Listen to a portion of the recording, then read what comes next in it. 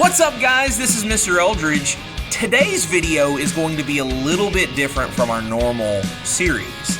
Traditionally, we're going through and we're doing our lessons on government and history. But today, we are 1 week out from the presidential election of 2024.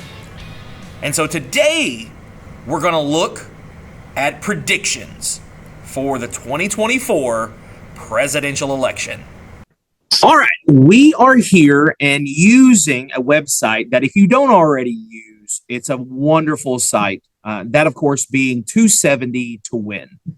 We're going to start in this prediction by first beginning with the states that I feel like will obviously go to the Democrats. Obviously going to Kamala Harris in this election. All right.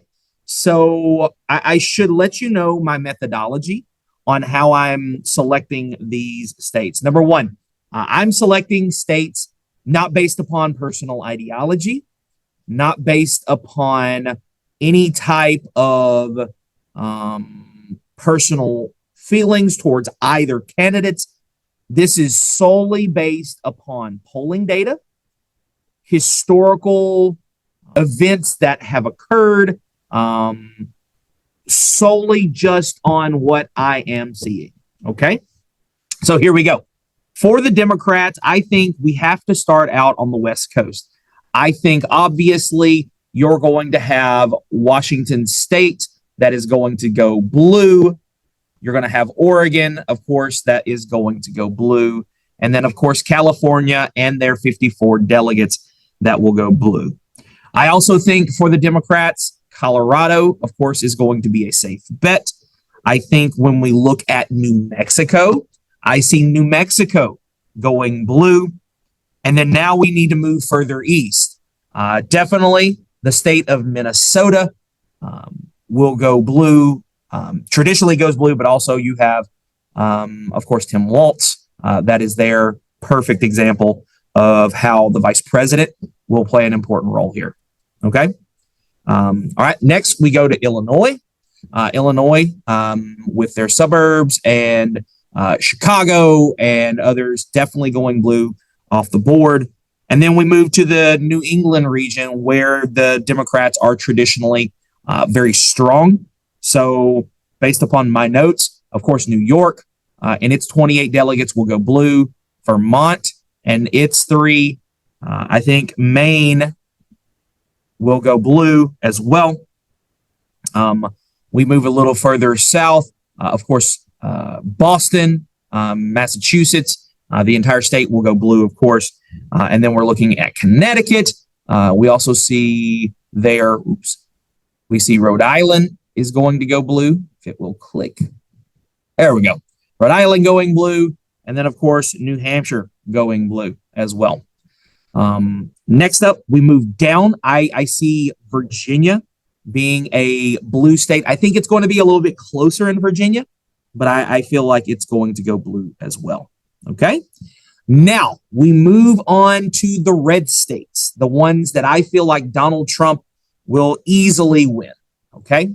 So definitely foresee, and we move back to the west, Idaho, Montana, Wyoming, North Dakota, South Dakota, Nebraska, the entire Great Plains region, of course, Iowa, Missouri going red, Arkansas, Louisiana, Mississippi, Alabama, Tennessee, Kentucky, Indiana, West Virginia, South Carolina being deep, deep red. All of those states, I feel like, will go red. There are also questions about support in states like Texas and which way it's going to go. I think Texas is going to, of course, stay red in the 2024 election. It's traditionally gone red, especially after the 1960s. Texas goes red. Okay. Now let's start moving into states that are questionable. Which way is it going to go? I think when we look at, I forgot one state. My apologies, Utah. Utah, of course, going red.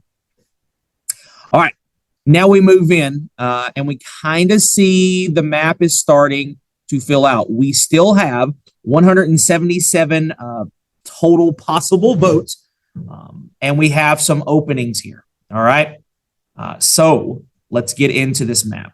So first off, I feel like the state of Nevada will go blue. Nevada and its 6 electoral votes will go blue. Okay. We're going to hold off on Arizona. We also need to make sure that we talk about Alaska and its 3 electoral votes going for Donald Trump, while Hawaii will, and their 4 electoral votes will go to Kamala Harris. We then move to North Carolina. North Carolina, Georgia, I think will go the same way. I think that when we look at both states, I see North Carolina going red. I see Georgia flipping back to being red. I think Florida and its 30 electoral votes will go for Donald Trump. The same thing with Ohio going red, with it being, of course, the vice presidential candidate, J.D. Vance. I think that will allow Trump to be able to carry the state of Ohio. Now we're starting to move in to some of these swing areas. You get into Maryland. Maryland will go for Kamala Harris. Delaware, of course, New Jersey, this entire area here will all go blue, I feel like. And so now we've got a close race. I think these are the states that going into the later portion of the night, on election night, will be the deciding vote. I think it's going to be Arizona, Pennsylvania, Michigan, and then Wisconsin. DC will always go blue. All right, here we go. I feel the state of Arizona for this election cycle will go red. I see the question of immigration being a big question, and the stronger stance that we have seen in polling data, Donald Trump being very well ahead in that. I think the state of Wisconsin will go blue. State of Wisconsin will go blue. I think the state of Michigan will go blue. And I think everything leads to Pennsylvania. And so this was the state that I feel like is going to decide the presidential election.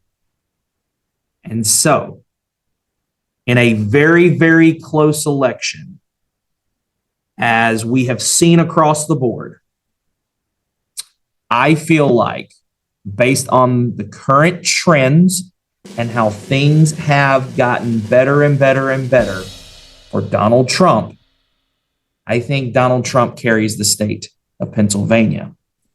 And I feel like, based upon everything that I'm seeing, that Donald Trump will be the next president of the United States of America.